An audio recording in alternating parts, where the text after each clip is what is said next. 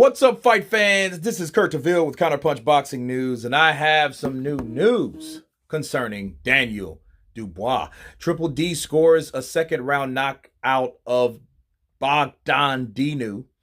I think what we could see of Dubois is that there wasn't really much we could really see.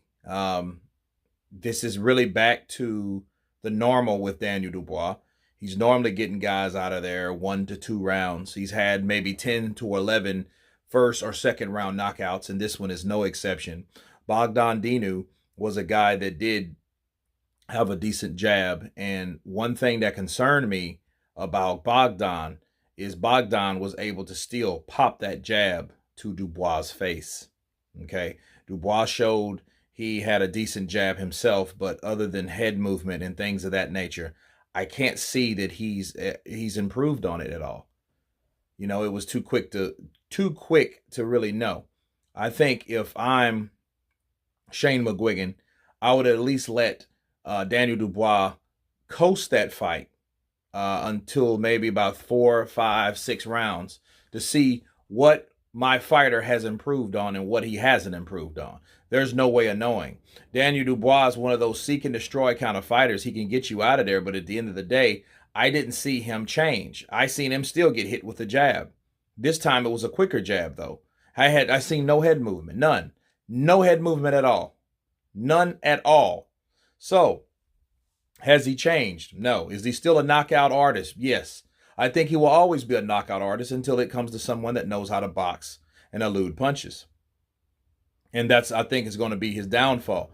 You know, I think that, you know, this is the road back, but I do feel that Shane McGuigan has a lot of work to do with Daniel Dubois. I just dropped a video about Triple D, and I asked, could he come back? And I don't think this is a true comeback. I think this is just the road back.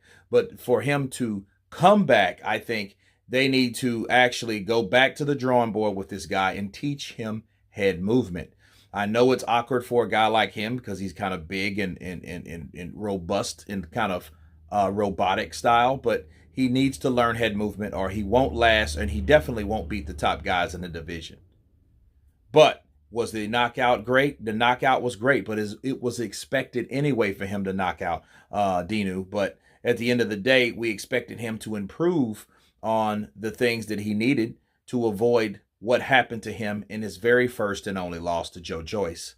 Okay, so that's the whole meaning of watching Daniel Dubois come back to the ring, because you know he wasn't going to be in there with somebody that could give him problems or could possibly upset him, because that would be devastating for the young British fighter. So now, where does he go from here? He is now the WBA interim mandatory to fight Trevor Bryant. I think that's the next route to go. But before he gets in there with Bryant, a guy that is undefeated, that is 21-0 and 15 knockouts, I think he needs to really consider his head movement. I think he needs to consider, you know, the defense on top of the offense, because I think the offensive is great. It's good whacking on a bag or fighting someone that don't hit back, but it's a difference when they do.